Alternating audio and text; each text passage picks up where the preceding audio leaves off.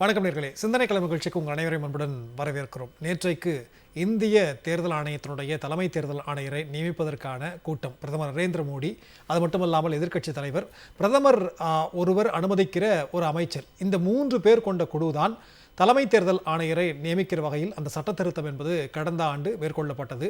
அதற்கு எதிரான ஒரு வழக்கு என்பது இப்பொழுது தாக்கல் செய்யப்பட்டிருக்கிறது. அந்த வழக்கினுடைய விசாரணை என்பது நாளைக்கு வர இருக்கிற நிலையிலே அந்த வழக்கிற்கு பிறகு தலைமை தேர்தல் ஆணையரை நியமிக்கலாம் என்பதுதான் எதிர்க்கட்சியினுடைய தலைவருடைய கருத்தாக இருந்தது. ஆனால் நேற்றைக்கு நள்ளிரவிலேயே ஞானேஷ்குமார் என்கிற உத்தரப்பிரதேசத்தை சார்ந்த ஏற்கனவே தேர்தல் ஆணையராக இருந்தவரை தலைமை தேர்தல் ஆணையராக நியமித்திருக்கிறது ஒன்றிய பாஜக அரசு. கடுமையான விமர்சனத்திற்கு உள்ளாக்கி இருக்கிறது. ஏற்கனவே தேர்தல் ஆணையத்தின் மீது பல்வேறு விதமான புகார்கள், மக்களினுடைய சந்தேகங்கள் இருக்கிற நிலையில் இப்படியான ஒரு அவசர நியமனம், அதுவில் நள்ளிரவில் நியமனம் என்பது எந்த விதத்தில் நியாயம் என்கிற கேள்விகளை ஜனநாயக சக்திகள் எழுப்பியிருக்கின்றன. இது உண்மையிலேயே நாம் அச்சப்பட வேண்டியது ஒன்றா, அல்லது இன்றைக்கு ஏற்கனவே இருந்த தலைமை தேர்தல் ஆணையர் ஓய்வு பெறுகிறார், அதற்காக இவர் நியமிக்கப்பட்டிருக்கிறார் என்று யதார்த்தமாக நம்ம எடுத்துக்கொள்வதா? விரிவாக விவாதத்தை கடைபெற்றிருக்கிறோம். இன்றைக்கு நம்முடைய நிகழ்ச்சியிலே திமுகவினுடைய தரப்பிலிருந்து இணைந்திருக்கிறார் பழ செல்வகுமார், அதே போன்று காங்கிரஸ் கட்சியினுடைய தரப்பிலிருந்து திரு சந்திரசேகரன் அவர்கள், அதே போன்று மூத்த பத்திரிகையாளர் திரு ஜென்ராம் அவர்கள் மற்றும் மார்க்சிஸ்ட் கம்யூனிஸ்ட் கட்சியினுடைய சார்பாக பேராசிரியர் அருணன் அவர்கள், அனைவரையும் வரவேற்று நாம் நிகழ்ச்சிக்குள் செல்வோம். அனைவருக்கும் வணக்கம். நான் முதல்ல பழ செல்வகுமார் உங்களை ஆரம்பிக்க விரும்புகிறேன். இந்த நியமனத்தை நீங்கள் எப்படி பார்க்குறீங்க? இதுலேயும் ஒரு அரசியல் கண்ணோட்டத்தோடு அணுக வேண்டிய ஒரு அவசியம் இருக்கிறதா? ஞானேஷ்குமார் நியமனமாகட்டும், ராஜீவ்குமார் இங்கிருந்து போனதாகட்டும், இந்த 2 விஷயத்துலேயும் இருக்கக்கூடிய ஒற்றுமைகள் என்னென்னா, ராஜீவ்குமார் போகும்போது அவர் உதிர்த்த வார்த்தைகள் இருக்கிறதுல, இந்த நாட்டினுடைய ஜனநாயகத்தில் எதிர்க்கட்சிகள் தங்களுடைய குரலை சொல்கிறாங்க. இந்த மாதிரி இதற்கு முன்னாடி கடந்த தேர்தல்கள் எல்லாம் நியாயமாக நடத்தப்படவில்லைன்னு ஒரு தேர்தல் சொல்லும்போது, ஒரு அதிகாரியாக இருந்து ராஜீவ்குமார் போகும்போது அவர் சொன்ன வார்த்தைகள் என்னென்னா, தோற்றவர்கள் இப்படித்தான் பேசுவாங்கன்னு ஒரு அரசியல்வாதியை போல பேசிவிட்டு சென்றிருக்கிறார். அதுவே அடிப்படையில் ஏற்கனவே இருந்த ஆணையர் என்பவர் இந்த அரசுக்கு, ஆளுகின்ற ஒன்றிய அரசுக்கு எப்படி இருந்தார்ன்றது ஒரு காரணம்.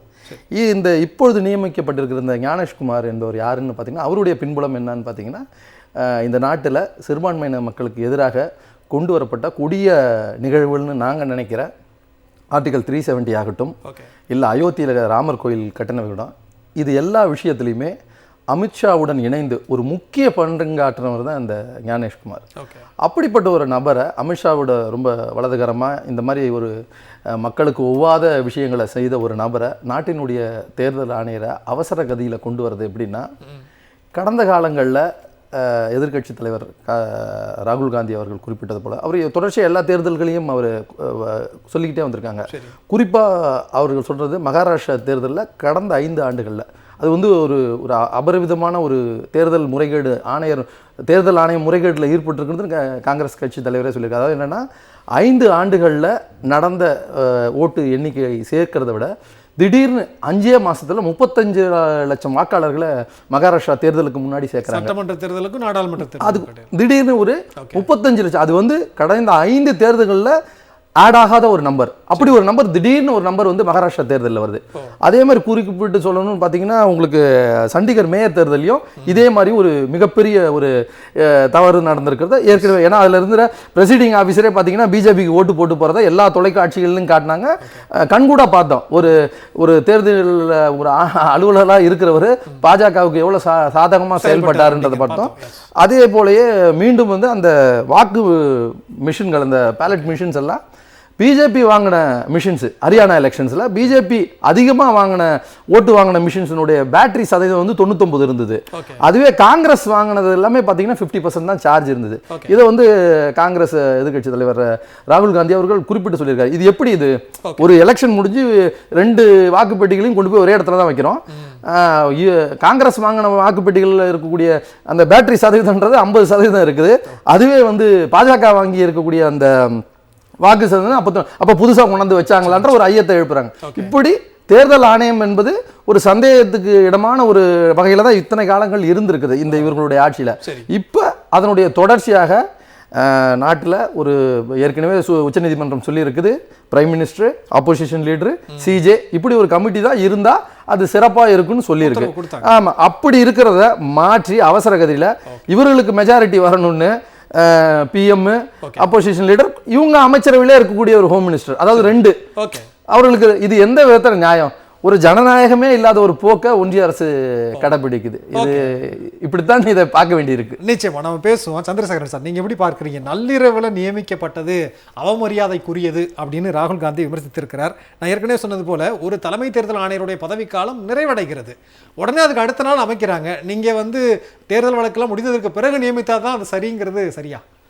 இல்ல, தேர்தல் வழக்கெல்லாம் முடிந்த பிறகுன்னு இல்ல, சரி நள்ளிரவுலயே சொல்றீங்கல்ல, நள்ளிரவுல சுதந்திரம் பெற்றோம், நள்ளிரவுல சுதந்திரம் போகுதுன்னு நம்ம எடுத்துக்கலாம். ஏன்னா இந்திய நாடு சுதந்திர நாடுன்னு நம்ம எதை வச்சு சொல்றோம்? தேர்தல் நடத்துது, ஜனநாயக நாடு, உலகத்திலேயே மிகப்பெரிய ஜனநாயக நாடுன்னு சொல்லிக்கிறோம். இப்போ 140 கோடி மக்கள் தொகை, 94 கோடி வாக்காளர்கள் இதை கையாளுற ஒன்று. தேர்தல் ஆணையத்துக்குன்னு அரசியலமைப்பு சட்டம் 324 ஒரு சிறப்பு அந்தஸ்து அதிகாரங்கள் கொடுக்கப்பட்டிருக்கு. தேர்தல் ஆணையத்துக்குன்னு ஒரு சிறப்பு அதிகாரங்கள் கொடுக்கும். ஏன்னா தேர்தலை சரியா நடத்தினாதான் மக்களுக்கு நம்பிக்கை வரும். மக்களுடைய கடைசி நம்பிக்கை என்ன? நம்ம வாக்கு போட்டு இவங்களை மாத்தலாம், ஒரு அதிகாரத்தை நம்ம கொடுக்கலாம், இவங்களுக்கு கொடுக்கலாம், இவங்களை மாத்தலான்ற அதிகாரம் மக்கள்கிட்ட இருக்குன்றது வாக்குதான். அதை யாரை நம்பி போடுறோம்? நம்ம தேர்தல் ஆணையத்தை நம்பி தான் போடணும். இப்போ அந்த தேர்தல் ஆணையமே சந்தேகத்துக்கிடமான ஒரு நிலைமையில இருந்தா மக்கள் எங்க போய் சொல்றது? இப்போ இதுதான் இது எப்பல இருந்துன்னு கேட்டிங்கன்னா இன்றைக்கு இல்லை, 2019 இது ஆரம்பிக்குதுன்னு நான் பார்க்குறேன். ஏன்னா 1-2 கருத்துக்களை சொன்னோம்னா, புள்ளி விவரத்தை சொன்னோம்னா தெரியும்னு நினைக்கிறேன். 2019 அசோக் லாவாசாலேருந்து ஆரம்பிக்குது. அசோக் லாவாசா என்று ஒரு தேர்தல் ஆணையர் இருக்கார். தேர்தல் ஆணைய கூட்டத்தில் அப்போ மோடிக்கு எதிரான மத வெறுப்பு பிரச்சாரங்களுக்கு எதிரான புகார்கள் நிறைய வருது. அப்பொழுது மோடிக்கு எதிராக வரும்பொழுது இது மத வெறுப்பு பிரச்சாரத்துக்கு அவரிடம் கொஸ்டின் கேட்கணும், இது மத வெறுப்பு பிரச்சாரம் தான், இதை பண்ணக்கூடாதுன்னு எதிர்ப்பு தெரிவிக்கிறார். அவர் எதிர்ப்பு தெரிவிக்கும் பொழுது அவருடைய எதிர்ப்பு அங்கு பதிவு செய்யப்படவில்லை. அதாவது எதிர்ப்பு ஏற்றுக்கொள்ளப்படவில்லை என்பது வேற, பதிவே செய்யப்படவில்லை. அந்த தேர்தல் ஆணையர்கள் கூட்டத்தில் அவருடைய எதிர்ப்பு பதிவு செய்யப்படவில்லை. அதை எதிர்த்து அவர் என்ன பண்றாரு? ரிசைன் பண்ண. அவர் உடனே தேர்தல் முடிந்த, அது மட்டும் கிடையாது, அவர் தேர்தல் முடிந்த உடனே அவருடைய குடும்பத்தினர் மீது ஐடி ரைடு போறாங்க.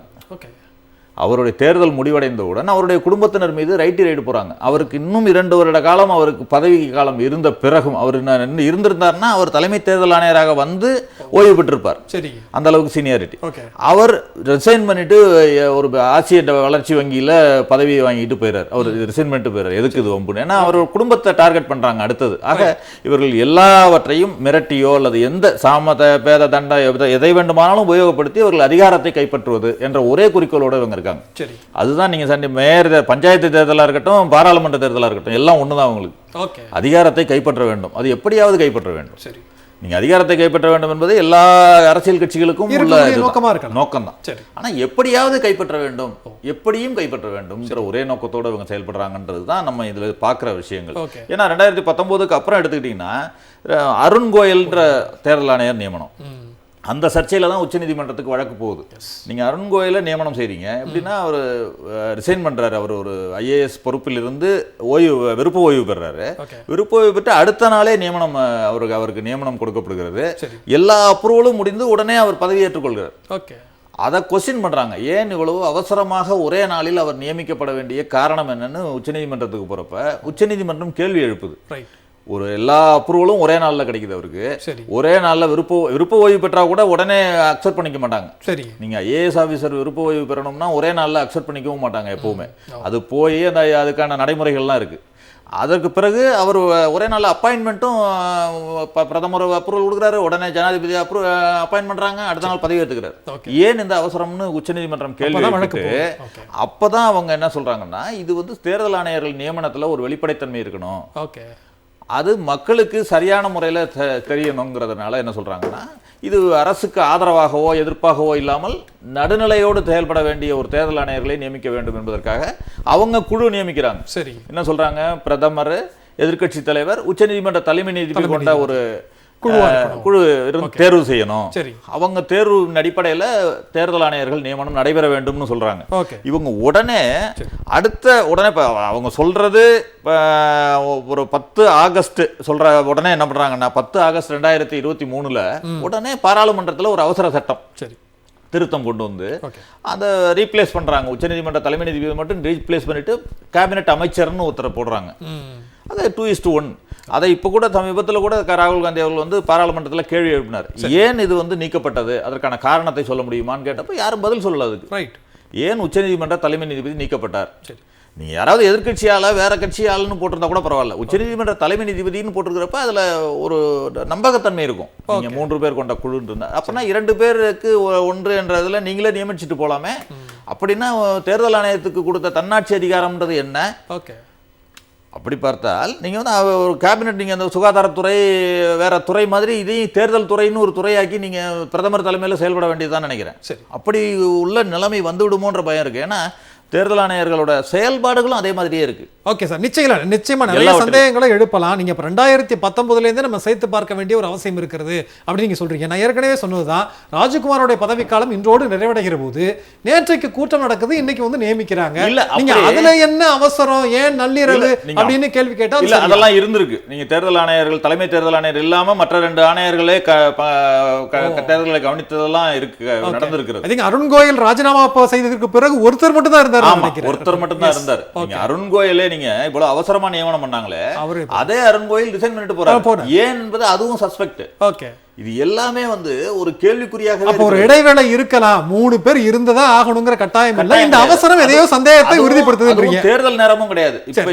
தேர்தல் நேரமும் இல்ல. இந்த தேர்தல் எதுவும் கிடையாது. இப்ப சமீபத்தில் எந்த தேர்தலும் கிடையாது. அதனால உடனடியாக தேர்தல் ஆணையரோ தலைமை தேர்தல் ஆணையரோ நியமிக்க வேண்டிய அவசியமும் இல்லை. அதுவும் இன்னொரு குறிப்பும் சொல்லியிருக்காரு திரு ராகுல் காந்தி அவர்கள் சொல்றப்ப, நாம் வேணா இதை அவசரமாக விசாரித்து உடனடியாக தீர்ப்பு கொடுக்கிறதுக்கு நம்ம வலியுறுத்துவோம், உச்ச நீதிமன்றத்துல தீர்ப்பு வாங்குவோம், அவங்க தீர்ப்பு கொடுக்கட்டும், இது செட்டில் கூட்டத்துல சொல்றேன். ஆமா, கூட்டத்திலேயே சொல்லி குறிப்பு கொடுத்திருக்காரு.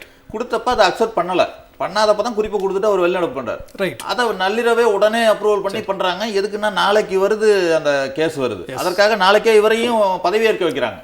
நீங்க ஒரு அரசியல் சட்ட சிக்கலையும் ஏற்படுத்த முயற்சி பண்றாங்க. ஏன்னா தேர்தல் ஆணையர் நியமித்த பிறகு அவங்கள பதவி நீக்கம் செய்ய முடியுமா உச்ச நீதிமன்றம் அப்படிங்கிற ஒரு கேள்வி இருக்கு.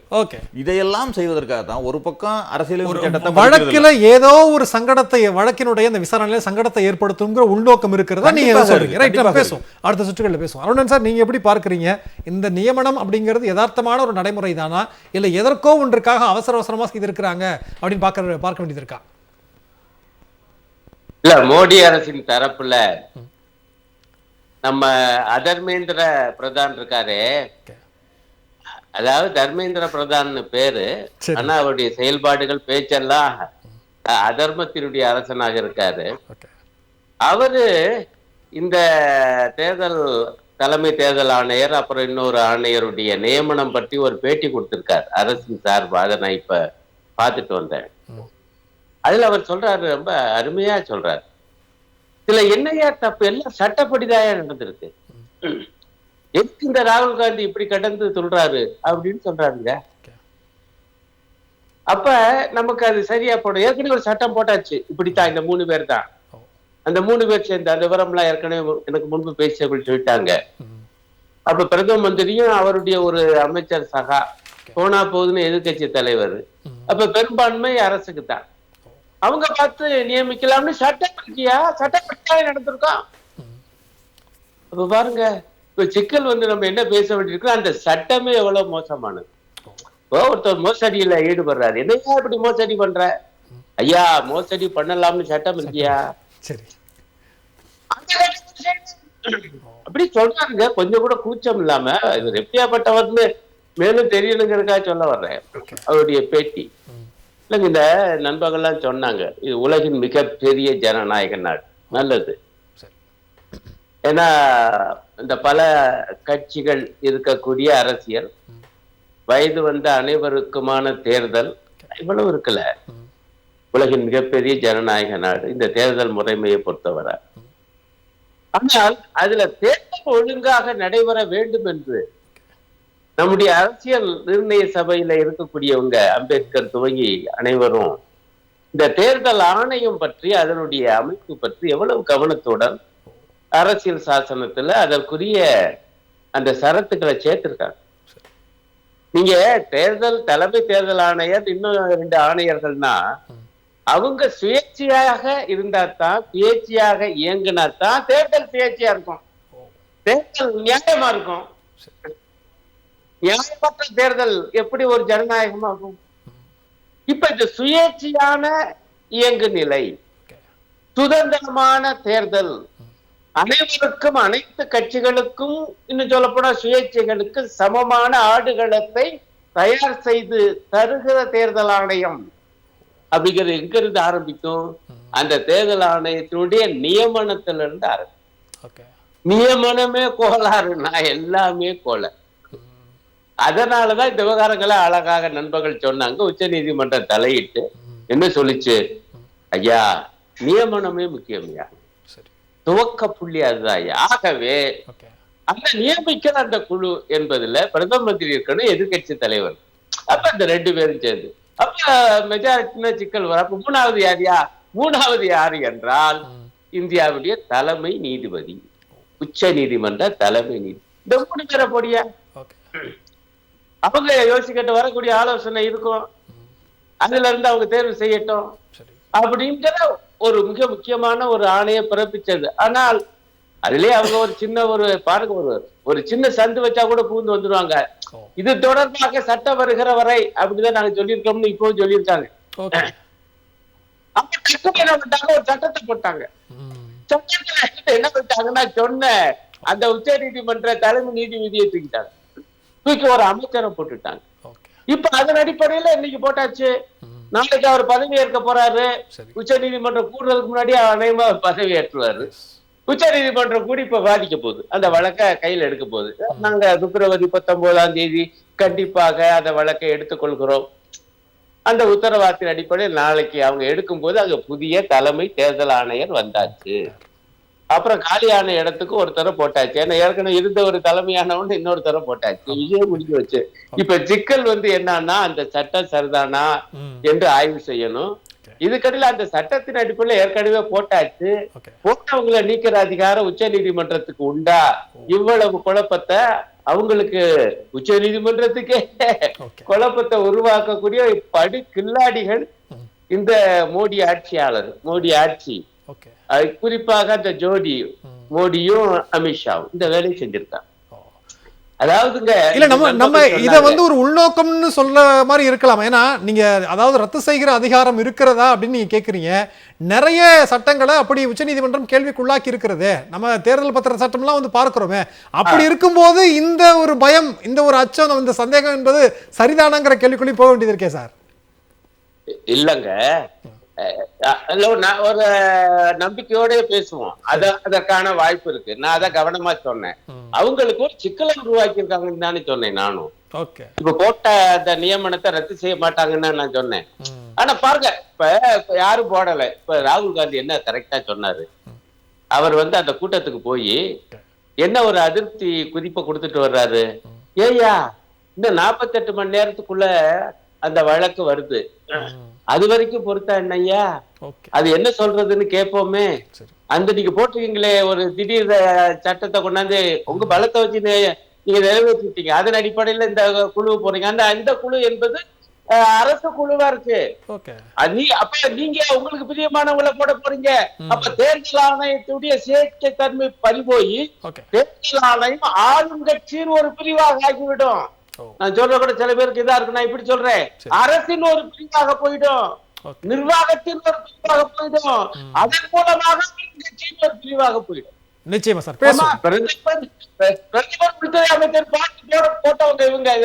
இந்த தலைமை தேர்தல் ஆணையர் அவர் என்ன செய்வாரு, பிரதமருடைய தவறான பேச்சுக்கள் அல்லது தேர்தல் நேரத்துல தவறான பரப்புரைகளை அவர் கண்டிச்சிருவாரு. அவங்க தைரியம் அவருக்கு இருக்குமா? அவர் தைரியம் தானங்க வந்திருக்காரு.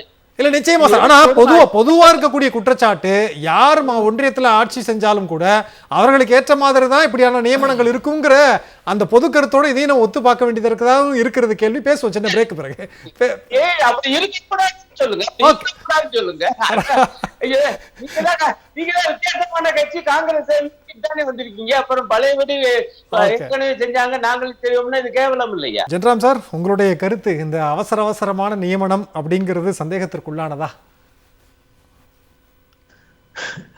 சந்தேகத்திற்குள்ளானதுதான், வேற எதுவுமே சொல்ல முடியாது. அதாவது இந்திய ஜனநாயகத்தின் அடையாளமாக, இந்திய ஜனநாயகத்தை காத்து நிற்க வேண்டிய ஒரு அரணாக செயல்பட வேண்டியது இந்திய தேர்தல் ஆணையம். அதனாலதான் திரு சந்திரசேகரன் குறிப்பிட்ட மாதிரி அரசமைப்பு சட்டம் பிரிவு 324 படி அந்த அமைப்பு வந்து உருவாக்கப்பட்டிருக்குது.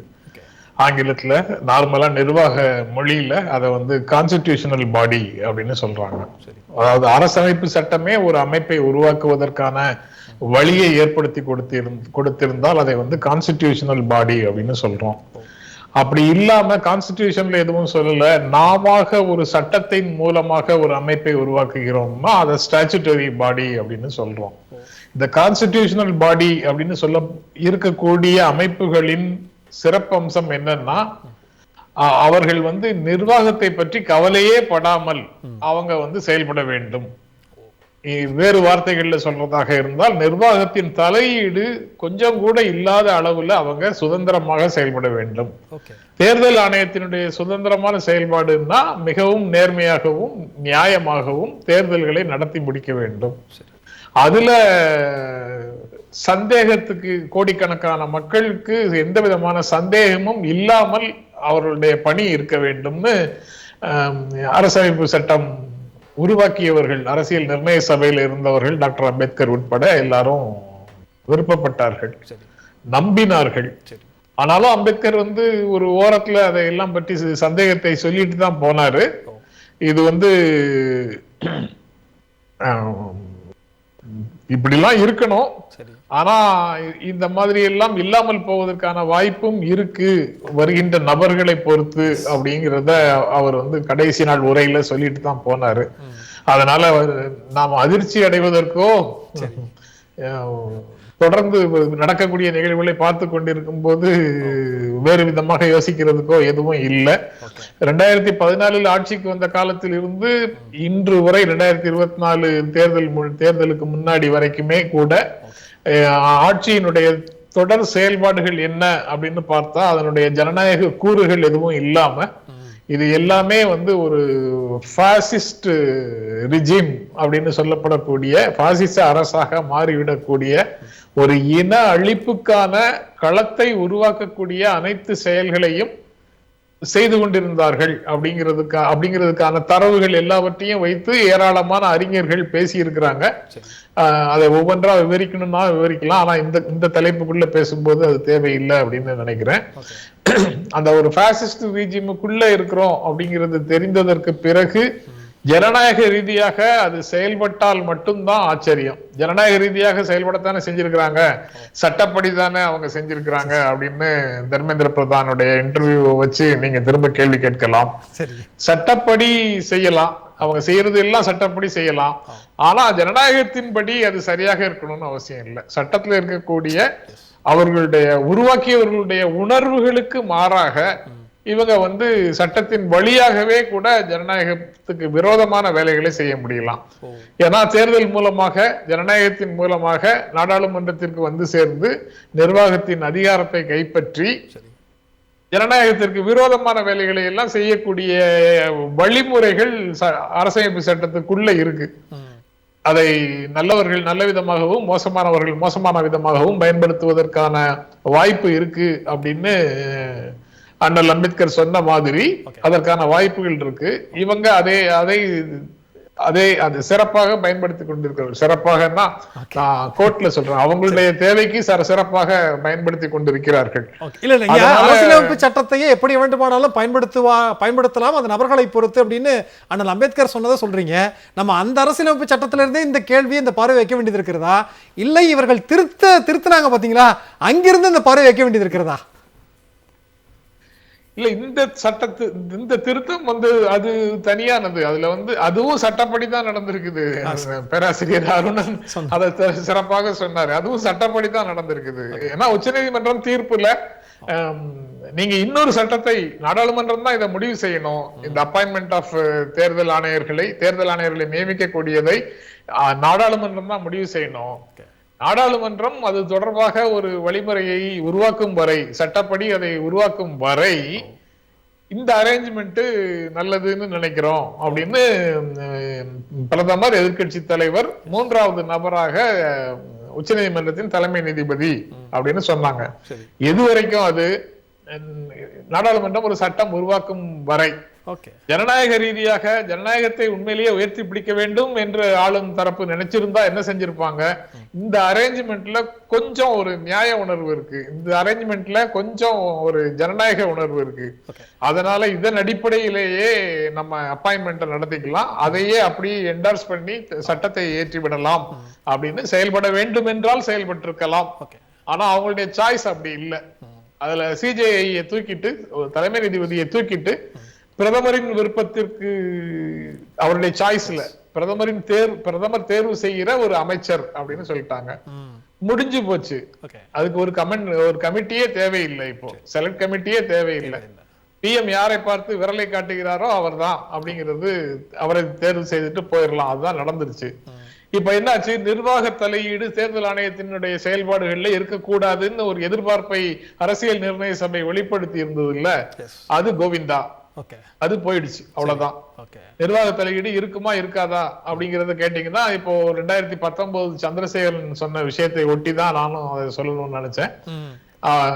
ஒரு மீட்டிங் இருக்கு, ஆபீஸுக்கு வாங்கன்னு எலெக்ஷன் கமிஷனர்ஸ் எல்லாம் நிர்வாகத்துல இருந்தவங்க கூப்பிட்டாங்க. இவங்களும் அந்த மீட்டிங்கு கலந்து கொள்வதற்காக கிளம்புனவங்க கடைசியில கடுமையான எதிர்ப்புகளை பார்த்துட்டு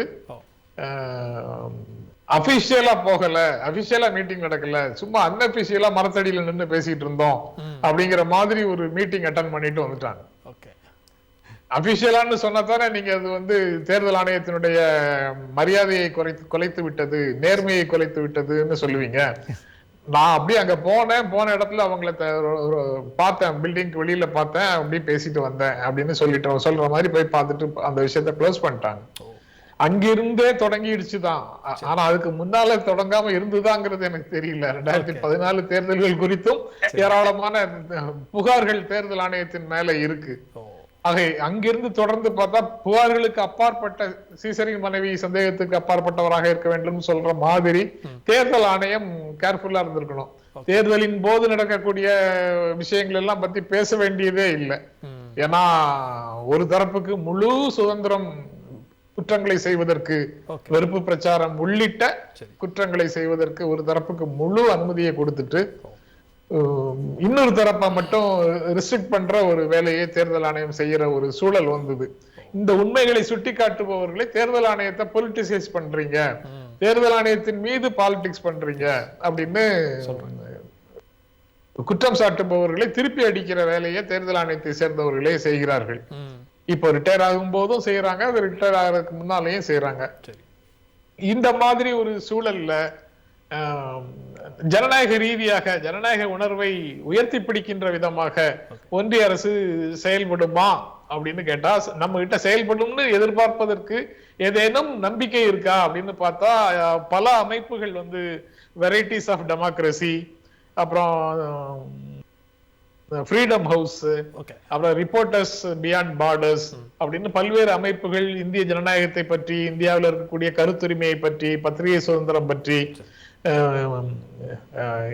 டிரான்ஸ்பரன்சி இன்டர்நேஷனல் இங்க இருக்கக்கூடிய ஊழலற்ற நிர்வாகம் தொடர்பாக எல்லாத்தையும் பத்தி குறியீடுகளை ஒவ்வொரு ஆண்டும் வெளியிடுறாங்கல்ல. அந்த குறியீடுகள் எதுவுமே நாம மகிழ்ச்சி அடையக்கூடிய விதத்துல இல்ல. நீங்க கேட்டகரைஸ் பண்றதே இந்தியாவை உலகின் மிகப்பெரிய ஜனநாயக நாடுன்னு நான் சொல்றேன், சந்திரசேகர் சொல்றாரு. ஆனா அவங்க அப்படி கேட்டகரைஸ் பண்ண மாட்டேங்கிறாங்க, டெமோக்ரஸின்னு கேட்டகரைஸ் பண்ண மாட்டேங்கிறாங்க. ஃப்ரீடம் ஹவுஸ் ஃபிளாட் டெமோக்ரஸி அப்படின்னு சொல்லுது. வெரைட்டிஸ் ஆஃப் டெமோக்ரஸி, வீடம் எலக்டோரல் அட்டோக்ரஸி அப்படின்னு சொல்லுது. இப்படிதான் அவங்க நம்பர்ல 190 200 நாடுகளுக்கு இடையில நம்பர் போட்டாங்கன்னா 150க்கும் பின்னால 170 180 190ங்கிற லெவல்ல போகுது இந்தியாவினுடைய நிலை. இதையெல்லாம் இந்திய அரசு ஏற்றுக்கொள்வதில்லை அப்படிங்கிறது வேறு விஷயம். சரி, அவங்க சில அளவுகோல்களின் படி தீர்மானிக்கிறாங்க. அதுல ஜனநாயகம் எதுவும் இல்லை இங்க, அது ஒரு கிட்டத்தட்ட சர்வாதிகாரமாக மாறிவிட்டது அப்படிங்கிற முடிவுக்கு தான் அது வர்றாங்க. நிச்சயமா சார், ஜனநாயக நாடுன்னு சொன்னாலும் கூட அது இல்லைன்னு நிறுவுவதற்கான எத்தனையோ விஷயங்கள் இருக்கிறது நீங்க சொல்றீங்க. மற்ற எல்லாருமே பேசும்போது ஒரு விஷயத்த சொன்னாங்க, இந்த அவசரமான நியமனம் அப்படிங்கிறது அந்த வழக்கு விசாரணையில ஒரு சங்கடத்தை ஏற்படுத்தலாம் அப்படிங்கிறதான். அப்போ வழக்கு விசாரணைக்கு வருகிற போது ஏன் இவ்வளவு அவசரம்னு நாளைக்கு உச்சநீதிமன்றம் ஒரு கேள்வி கேட்டுறாதா அப்படின்னு கூட அவங்களுக்கு தெரியாமலே அதை பண்ணியிருப்பாங்கங்கிற கேள்வி கூட கேட்க வேண்டியது இருக்கிறது. செல்வகுமார் சார், அதாவது ஒரு பக்கம் எலெக்ஷன் கமிஷன் மேலே அதோட நியமனத்து மேலே அடுத்தடுத்து விமர்சனங்கள் வைக்கிறது ஒன்றும் தவறில்லை, ஜனநாயகத்தில் அனுமதிக்கப்பட்ட ஒன்று தான். ஆனால் உங்களை பலப்படுத்தி கொள்ளாமல் மீண்டும் மீண்டும் அதன் மீது சந்தேகப்படுவது அப்படிங்கிறது சரியா? தொடர்ச்சியாக அவர்கள் வெற்றி பெற்று கொண்டே இருக்கிறாங்க. அதற்கு நீங்கள் தோல்வியை ஏற்றுக்கொள்ள மறுக்காம நியமனத்தில் குறை சொல்கிறீங்க, தேர்தல் நடந்தாலும் குறை சொல்கிறீங்க, 40 பேர் எக்ஸ்ட்ரா வந்து வாக்காளர்கள் ஒரு 40,000 பேர் சேர்த்தாலும் குறை சொல்கிறீங்க அப்படிங்கிற பார்வை அவங்க வைக்கிறாங்க. அதாவது கடந்த கால வரலாற்றில் இருந்து தான் பேச முடியும். பாஜக இதுக்கு முன்னால் நியமித்த தேர்தல் ஆணையர்களில் என்ன செய்தார்கள், மத்திய அரசால் இருக்கக்கூடிய மத்திய நிறுவனங்களில் இருக்கக்கூடிய அது சிபிஐ ஆகட்டும், ஐடி ஆகட்டும், இடி ஆகட்டும், இவர்கள் நியமித்த ஆட்கள் எல்லாம் என்ன செய்தார்கள், ஓய்வுக்கு பிறகு அவர்கள் எப்படி கௌரவிக்கப்பட்டார்கள், பல நாட்டு தூதரங்களுக்கு ஆணையர்களாக அனுப்பி வைக்கப்படுகிறார்கள், இவர்களுடைய அதிகாரிகளை இவர்களுடைய வேட்டை நாய்களாக பாவித்து எப்படி எதிர்க்கட்சிகள் மேலே ஏவி பெற்றதும், அவரை வந்து கவர்னராக்கி தமிழ்நாடு, கேரளா போன்ற ஆட்களுக்கு ஓய்வு பெற்ற பிறகு இவர்களுக்கு அந்த ஒரு இப்போ பொதுவாகவே ஒரு அதிகாரிக்கான மனநிலை என்னென்னா, இவர்களுக்கு சாதகமாக நாங்கள் நடந்து கொள்ளும்போது பிற்காலத்தில் நமக்கு ஏதோ ஒரு நாட்டில் நமக்கு ஒரு ஆணையர் பதவியோ இல்லை வந்து ஒரு அம்பாசிடர் பதவியோ இல்லை வந்து ஏதோ ஒரு மாநிலத்தில் கவர்னர் பதவியோ கிடைக்குன்ற ஒரு மனநிலையை இந்த ஒன்றிய அரசு உருவாக்கியிருக்கு. ஒரு தவறானது. இந்த தேர்தல் ஆணையருக்குள்ள பவர் இருக்குல்ல, அதாவது இன்னைக்கு ஐயா சொன்னாங்க சட்டத்துக்கு உட்பட்டு, தோழர் ஜென்ராம் பேசும்போது சொன்னாங்க சட்டத்துக்கு உட்பட்டு அவர்கள் செய்கிறார்கள், ரொம்ப ரொம்ப தீர்க்கமாக அந்த விஷயத்தை செய்கிறாங்க, நாங்கள் செய்கிறது தவறு இல்லைன்னு. அதுதான் நாங்களும் சொல்கிறோம். அதாவது வந்து நீங்கள் வந்து சட்டத்தை வளைத்து உங்களுக்காக அதன் மூலிமா குற்றம் செய்கிறீர்கள். இப்போ நீங்கள் மகாராஷ்டிரா தேர்தல் வருது, மகாராஷ்டிரான்றது எவ்ரிபடி நோஸ், அந்த ஸ்டேட் ஃபார் சுகர்ஸ். ஸோ அப்போ நீங்கள் அங்கே அமித்ஷாவை கொண்டு போய் நீங்கள் போன கடந்த ஆட்சியில் என்ன பண்ணீங்க, மகாராஷ்டிரா தேர்தலுக்கு முன்னாடி அங்கே இருக்கக்கூடிய ஒரு 365 மில்லுகளுக்கு மேலே பெரிய லெவலில் நாட்டினுடைய சர்க்கரை உற்பத்தியில் முக்கியமான இருக்கக்கூடிய மாநிலம், அவர்கள் தான் அந்த ஊரில் வந்து தேர்தல் நடந்தாங்க. அப்போ என்ன பண்ணுறீங்கன்னா, அந்த ஊருக்கு மகாராஷ்டிராவுக்கு அந்த சுகர் மில் ஓனர்ஸுக்கெல்லாம் 10,000 கோடியை கொண்டு போய் கொடுக்குறீங்க. இதே ஞானேஷை வச்சுக்கிட்டு கோஆப்ரேட்டிவ் சொசைட்டியில் வச்சுக்கிட்டு நீங்கள் என்ன பண்ணுறீங்க, அங்கே இருக்கக்கூடிய சுகர் மில்ஸுக்கெல்லாம் கொண்டு போய் பணத்தை கொண்டு போய் சேர்க்குறீங்க. அது ஒரு வகையாக சட்டத்துக்கு உட்பட்டு நீங்கள் செய்யக்கூடிய ஊழல். அது நீங்கள் கோஆப்ரேட்டிவ் மினிஸ்டர் அமித்ஷாவே உட்காந்துக்குவார், அவர் 10,000 கோடியை கொண்டு போய் நேராக கொண்டு போய் அங்கே இருக்கக்கூடிய சுகர் மில் ஓனர்ஸ்க்கெல்லாம் கொடுத்து, அங்கே இருக்கக்கூடிய பெரும்பாலும் என்சிபியை சேர்ந்தவங்க, ஏன்னா ஒரு நீண்ட நெடுகாலமாக சரத்பவாருடைய கட்சியை சேர்ந்தவர்கள் எல்லாருமே வச்சுருப்பாங்க, தாக்கரே குடும்பத்தை, இதெல்லாம் போய் உடைக்கிறது. சின்ன சின்ன லெவலில் மைக்ரோ மேனேஜ்மெண்ட்டில் போயிட்டு அரசு பணத்தை, இவர்களுடைய கட்சி பணத்தை செலவு பண்றதுல அரசின் மூலியமாக ஒதுக்கப்பட்ட அந்த 10,000 கோடியை கொண்டு போய் அவர்கள் மேல கொடுத்து அந்த மாநிலத்தை கைப்பற்றுறது.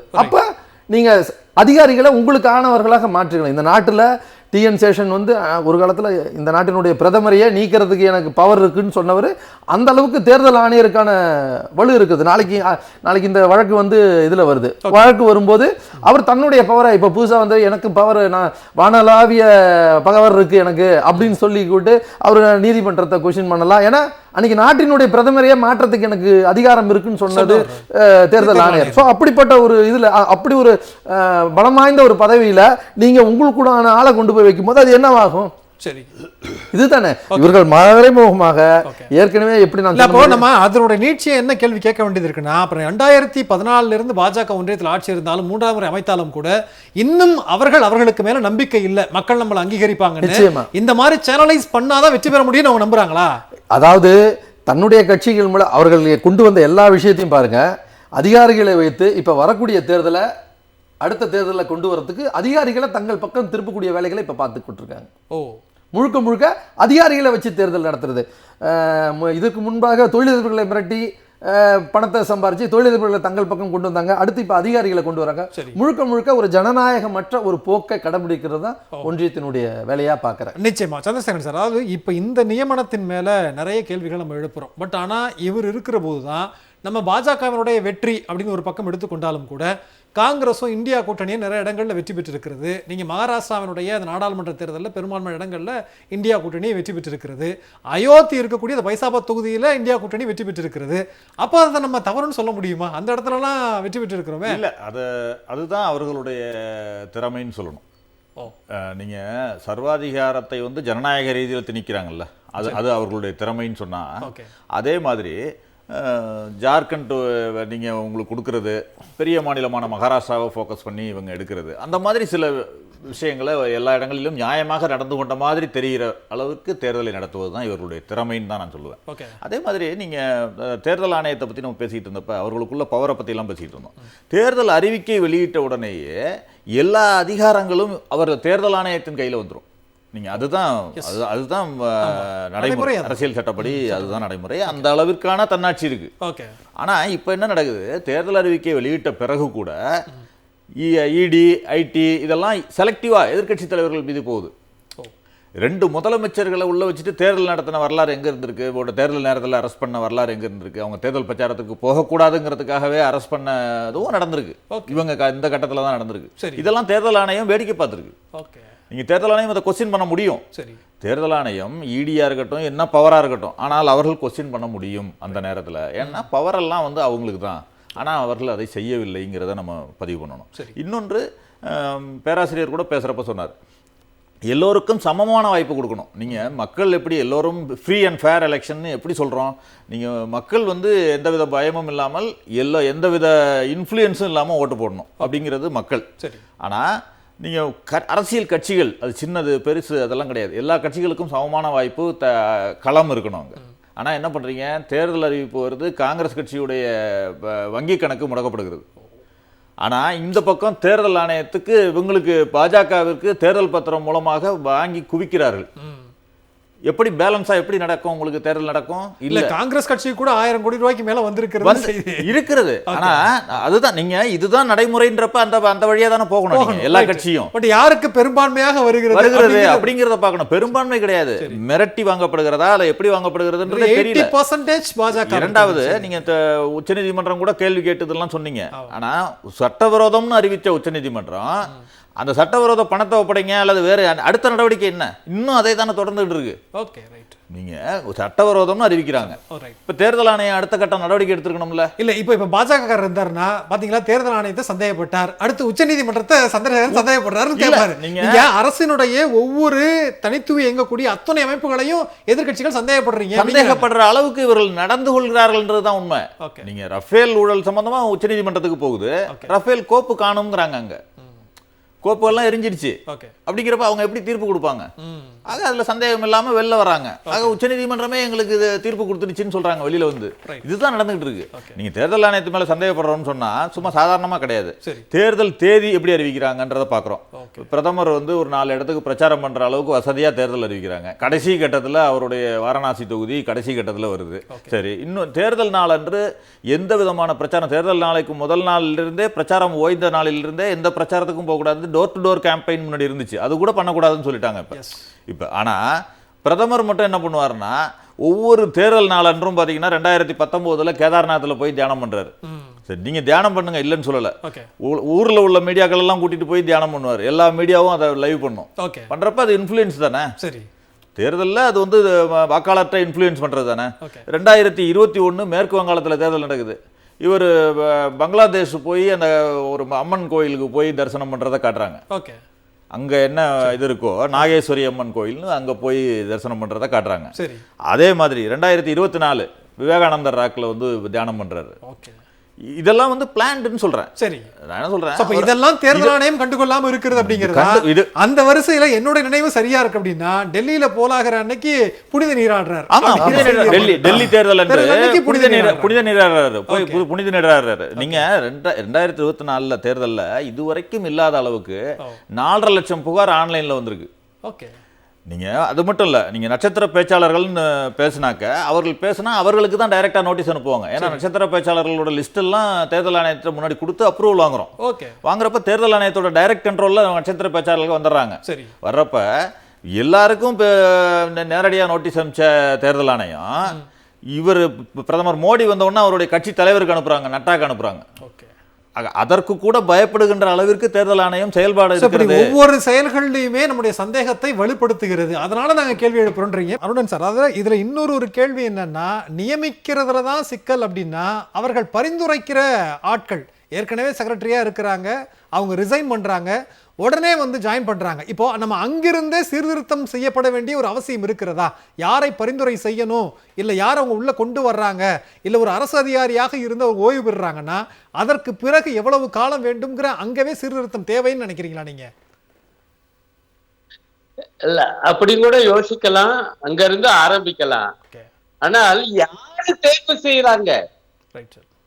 தலைமை தேர்தல் ஆணையரையும் தேர்தல் ஆணையர்களையும் யாரு வந்து முடிவு பண்றாங்க, யாரு தேர்வு பண்றாங்க, யார் நியமிக்கிறாங்க? அந்த குழு தானுங்க முக்கியம். அந்த குழுவினுடைய கட்டமைப்பு தானே முக்கியம். இப்ப நம்ம எல்லாம் பேசிட்டு இந்த கட்டமைப்பு பாருங்க, பிரதமர் உள்துறை அமைச்சரும் 3 பேர் 2 பேர் எதிர்கட்சி தலைவர் என்ன செய்வாரு? அதிருப்தி குறிப்பை கொடுத்துட்டு வெளியே வர வேண்டியதுதான். இல்ல நான் இதை எதிர்க்கிறேன், இடியா நீ ஒரு ஆள் தான், நாங்க 2 பேர் கதை முடிஞ்சு வச்சு. அதுல இதெல்லாம் கூட பேசலாம். ஆனா இங்க அடிமடியிலே கை வச்சாச்சுங்கிறேன். அப்படி என்றால் வந்து பிரதமரும் உள்துறை அமைச்சரும் தீர்மானிக்கிறவர் தான் தலைமை தேர்தல் ஆணையர், இதர ஆணையர்கள் என்றால் அவங்கள மீறி இந்த தேர்தல் ஆணையம் சுயேட்சையாக சுதந்திரமாக செயல்படுமா? இதுதான் அடிப்படையான கேள்வி. இப்ப பாருங்க, இப்ப நமக்கு இப்ப இந்த மாதிரியான ஒரு மிகப்பெரிய கேடு இந்த நாட்டு ஜனநாயகத்துக்கு, தேர்தல் ஜனநாயகத்துக்கு வந்துருக்கு. இப்ப இதுல இருந்து எப்படி தப்பிக்க போறோம்? எனக்கு ஒரு நம்பிக்கை நமக்கெல்லாம் இருப்பது வந்து உச்ச நீதிமன்றம் நினைச்சா கொஞ்சம் தப்பிக்க வைக்கலாம். எப்படி தப்பிக்க வைக்கலாம்? இது ஒரு சட்டம் கொண்டாந்தாங்கல்ல, அதாவது பிரதமர் நினைக்கிற ஒரு அமைச்சர் இருப்பார், அந்த குழுவுல பிரதமர் இருப்பாரு, எதிர்கட்சி தலைவர் இருப்பார். அந்த சட்டம் அரசியல் சாசனத்துடைய உணர்வுக்கு, தேர்தல் ஆணையம் சுதந்திரமாக செயல்பட வேண்டும் என்கிற அந்த உணர்வுக்கு எதிரானது. ஆகவே இந்த சட்டத்தை நாங்கள் ரத்து செய்கிறோம். ஏன்னா அரசியல் சாசனத்துக்கு முரணான ஒன்றை நாடாளுமன்றம் நிறைவேற்றினால் ரத்து செய்கிற அதிகாரம் உண்டு. இப்ப தேர்தல் பத்திரத்தை கூட சொன்னீங்க, அதை காலி பண்ணாங்கல்ல.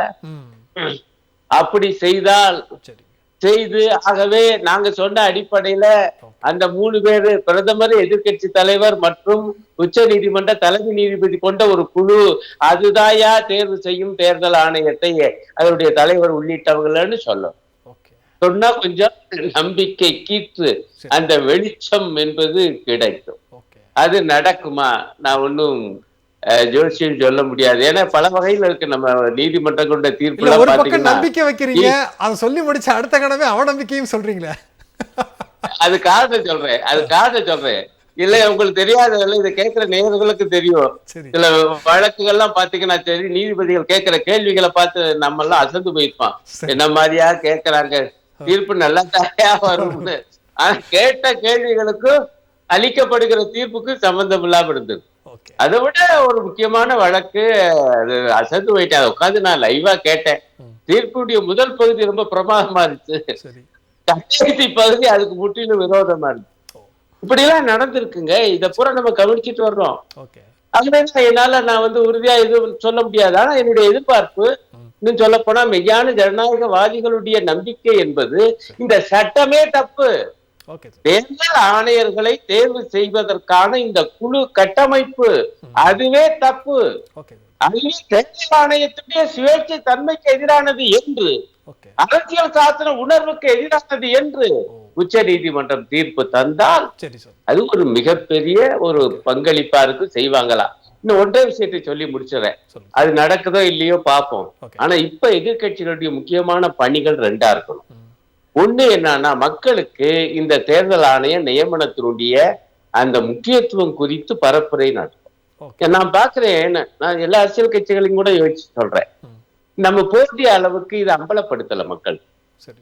நம்ம கொஞ்சம் பேசுறோம், விவாதம் பண்றோம், அரசியல் கட்சி தலைவர்கள் அறிக்கையெல்லாம் வெளியிடுறாங்க, அப்புறம் அதோட போட்டுவிட்டு அப்புறமேல் தேர்தல் வந்துட்டு அந்த தேர்தல் ஆணையத்துக்கு கீழே தான் கிடந்து நம்ம போக வேண்டியது. மக்களுக்கு என்ன தோணுது, எல்லா தொகுதிகள்லப்பா தேர்தல் காலத்துக்கு அப்புறம் என்ன முடிவை ஏற்றுக்கொள்ளுங்கப்பா, ஆனா சமமான ஆட்சியத்தை உருவாக்கி தரல என்பதை அதுக்கு பிறகு பேசி என்ன பையன், முதல்லயே எச்சரிக்கை செய்ய வேண்டும். ஒண்ணு. 2வது பாயிண்ட்டுக்கு ஒரு நுணுக்கமான கேள்வியை நீங்க கேட்டீங்க, என் நண்பர் நல்லா பதில் சொன்னாரு. என்னங்கய்யா, சில நேரத்துல இப்ப உதாரணத்துக்கு நான் சொல்றேன், தமிழ்நாடே எடுத்துக்குவோம், நாடாளுமன்ற தேர்தலும் சரி, சட்டமன்ற தேர்தலும் சரி, அப்ப பாஜக அணி தோல்விதானே கண்டது. திமுக அணி அல்லவா வெற்றி கண்டது. அப்படின்னா தேர்தல் ஆணையம் நன்றாகத்தானே அப்படி அர்த்தம் என்ன தெரியுமா? நீங்க மிக வலுவாக பாஜக எதிர்ப்பு அரசியலும் அது வாக்குகளாக மாறுகிற ஒரு மாநிலம் இருக்குமேயானால் அங்கு பெரிய விளையாட்டு விளையாட மாட்டாங்க, தெரிஞ்சு போயிடும். ஆனா ஒரு நெக் டு நெக்னு சொல்லுவாங்கல்ல, கிட்டத்தட்ட ஒரு ரொம்ப நெருக்கமான போட்டியா. இப்ப டெல்லி என்னாச்சு, 2% தானே. அப்படி இருக்கிற இடத்துல சில தொகுதிகள் வேலை பார்த்தா முடிச்சு போயிடும். இப்ப மகாராஷ்டிராவில் என்ன பண்ணாங்க, எப்படியா திடீர்னு ஒரு தேர்தலுக்கு இன்னொரு தேர்தலுக்கு இடையில சில மாதங்கள்லயே 35 லட்சம் வாக்காளர்கள் வந்தாங்க. அப்ப இத்தகைய வேலைகள் இன்னும் எத்தனையோ வேலைகள் நடக்கலாம். இங்க நண்பர்கள் சொன்னது போல பிரதம மந்திரிக்கு என்ன வேணாலும் அவர் பரப்புரை பண்ணுவாரு. அப்ப அது வாக்கு பதிவு நடக்கிற நாள்லயே அவரு பக்திமானாக தன்னை காண்பிப்பாரு. அது வாக்குகளாக மாறும்னு அவருக்கு தெரியும், அதை கண்டுக்காது. கண்டிப்பா சார். அப்ப மக்கள் மத்தியில் அம்பலப்படுத்த வேண்டிய ஒரு கடமை என்பது எல்லா எதிர்க்கட்சிகளுக்கும் இருக்கு அப்படின்னு நீங்க சொல்றீங்க. பேசுவோம், அதுதான் முக்கியமான பாயிண்ட். நிச்சயமா சார். ஜென்ராம் சார், அதாவது ஒரு பக்கம் நம்ம தேர்தல் ஆணையர் நியமனத்துல இப்படியான ஒரு சந்தேகம், இரண்டாவது பாஜக அவ்வப்போது நீதிபதிகள் நியமனத்தையும் கேள்விக்குள்ளாக்குவது உண்டு. இன்னொரு பக்கம் தமிழ்நாடு உட்பட எல்லா இடங்கள்லையும் அந்த யூஜிசியில மாநில துணைவேந்தரை, பல்கலைக்கழகத்தினுடைய துணைவேந்தர் குழு எப்படி அமைக்கணுங்கிறது, இது எல்லாத்தையும் நம்ம சேர்த்து பார்க்க வேண்டிய அவசியம் இருக்கிறதா? ஏன் எல்லா இடங்கள்லையும் அந்த தேர்வு குழுல இவ்வளவு கான்சென்ட்ரேட் பண்றது ஒன்றிய பாஜக அரசு சேர்த்து பார்க்க வேண்டிய ஒரு கட்டாயம் இருக்கிறதா? நிறைவான பறவை எடுத்துக்கிறேன் சார் ப்ளீஸ். எல்லாவற்றையும் சேர்த்து பார்க்க வேண்டிய கட்டாயம் இருக்கு. அந்த கட்டாயத்தை விளக்குறதுக்கு முன்னால இந்த குறிப்பிட்ட பிரச்சனையில அந்த மீட்டிங், செனட் கமிட்டி மீட்டிங்ல ராகுல் காந்தி முக்கியமான விஷயத்தை ரைஸ் பண்றாரு. நம்ம 3 பேர் தான் கமிட்டின்னு இருக்குல்ல, இந்த கமிட்டியையே நாங்க ஏற்கல, அது தொடர்பாகவே விசாரணை உச்சநீதிமன்றத்துல நாளைக்கு வர இருக்கும் போது, ஒரு 48 மணி நேரத்துக்குள்ள அது தொடர்பாகவே விசாரணை வர இருக்கும் போது, இப்போது நம்ம எதற்கு இதை செலக்ட் பண்ற வேலையை செய்யணும் அப்படின்னு கேட்கிறாரு. அதாவது தி வயர் இணையதளத்துல போட்டிருக்கக்கூடிய செய்தியின் படி பிரதமர் அது இருக்கட்டும், இந்த பெயர்கள் எல்லாம் பாருங்க அப்படின்னு சொல்லி பிரதமர் கேட்டுக்கொண்டதாகவும், பெயர்களை எல்லாம் பார்க்க வேண்டிய அவசியமே இல்லை, ஏன்னா நம்ம 3 பேர் அடங்கிய குழுவே சேலஞ்ச் ஆயிருக்குது கோர்ட்ல, அதுக்கு ரிசல்ட் வர்றதுக்கு முன்னாடி நாம இதையெல்லாம் செலக்ட் பண்ண வேண்டிய அவசியம் இல்லை அப்படின்னு அவர் டிசன் நோட்டை கொடுத்துட்டு வெளியில வந்ததாக வயர் சொல்லுது. அதுல இப்போ குழுதான் முக்கியம் அப்படின்னு பேராசிரியர் அருணன் சொன்னதை ராகுல் காந்தி அப்படியே அங்க செயல்படுத்தி இருக்கிறார். அதற்கு எதிர்ப்பு தெரிவிச்சிருக்கிறார், இந்த குழுவுக்கே எதிர்ப்பு தெரிவிச்சிருக்கிறாரு. அதுக்கப்புறம் தனித்தனியாக நடக்குதான்னு கேட்டீங்கல்ல, ஜனநாயகம் பற்றியோ கூட்டாட்சி பற்றியோ மதச்சார்பின்மை பற்றியோ பாரதிய ஜனதா கட்சி கவலைப்படும் அப்படின்னு நினைப்பதற்கு எந்த ஆதாரமும் நமக்கு இல்லை. அதனால சாதாரணமா நாடாளுமன்ற ஜனநாயகத்துக்குள்ள பாத்தீங்கன்னா 140 எம்பிக்களை இடைநீக்கம் செய்து மசோதாக்களை கொண்டு நிறைவேற்றியதை பார்த்தோம். மஹுவா மைத்ரா, ராகுல் காந்தி இவங்களுடைய நாடாளுமன்ற உறுப்பினர் பதவியை இந்த சட்டம் நிறைவேற்றப்பட்டது கூட 100 எம்பிக்களை இடைநீக்கம் செய்திருக்கிற அந்த காலகட்டம் தான் அப்படிங்கிறது என்னுடைய நினைவு சார். தேர்தல் ஆகஸ்ட் 2023, சரி, அந்த 140ல தானா இதுவும் வருது. ஒரு 5 நிமிடத்துல அல்லது 10 நிமிடத்துல 3 மசோதாக்களை நிறைவேற்றிய வரலாற்று சிறப்புமிக்க ஜனநாயக நாள் ஒண்ணு இருந்தது அந்த நாள்ல. சரி, ஆக இப்போ பாருங்க, நாடாளுமன்ற நிலைக்குழு போடுற பாடு, நாடாளுமன்ற கூட்டுக்குழு போடுற பாடு, அங்க என்ன ஜனநாயகம் இருக்கு? மாநிலங்களுக்கும் ஒன்றிய அரசுக்கும் இடையில இருக்கக்கூடிய உறவு எப்படி இருக்குது? ஆளுநர்கள் மாநிலங்கள்ல என்னென்ன அதிகாரத்தை செயல்படுத்துகிறார்கள், என்னென்ன இடையூறுகளை வைக்கிறார்கள், இப்படியெல்லாம் பார்க்கும்போது இந்த ஆட்சியை எப்படி வர்ணிப்பது அப்படிங்கிற கேள்வியை ஒட்டி தான் எல்லா பிரச்சனையும் வருது. டெமோக்ரசி ஐசியூல இருக்கு, கூட்டாட்சி வென்டிலேட்டர்ல இருக்கு, மதச்சார்பின்மை கோமால இருக்கு. இப்படி இருக்கக்கூடிய ஒரு ஆட்சியை பாசிஸ்ட் ரிஜிம் அப்படின்னு சொல்லாம இந்தியா கூட்டணி வேற எப்படி அழைக்க முடியும் அப்படிங்கிற கேள்வியோட தான் நான் நிறைவு செய்ய விரும்புறேன். நிச்சயமா சார். அதாவது அருணன் சார் சொன்னாங்க, மக்கள் மத்தியில் இந்த பிரச்சனையை கொண்டு போகணும் அப்படிங்கிறது தான். காலையில தான் மும்மொழி கொள்கை, அதாவது இந்தி திணிப்பை பற்றி ஒரு மக்கள் மத்தியில் கொண்டு போக வேண்டிய கட்டாயம், மாலையில இது, நாளைக்கு காலை என்னவோ அப்படிங்கிறது எதிர்கட்சிகளுக்கு ஆகச்சிறந்த பல்வேறு வேலைகளை குறுக்கிட்டாங்க. சொல்லி முடிச்சுங்க சார் ப்ளீஸ், நேரம் இல்லை. இல்ல நீங்க சொல்ற கரெக்ட்னு சொல்றேன், ரொம்ப அருமை.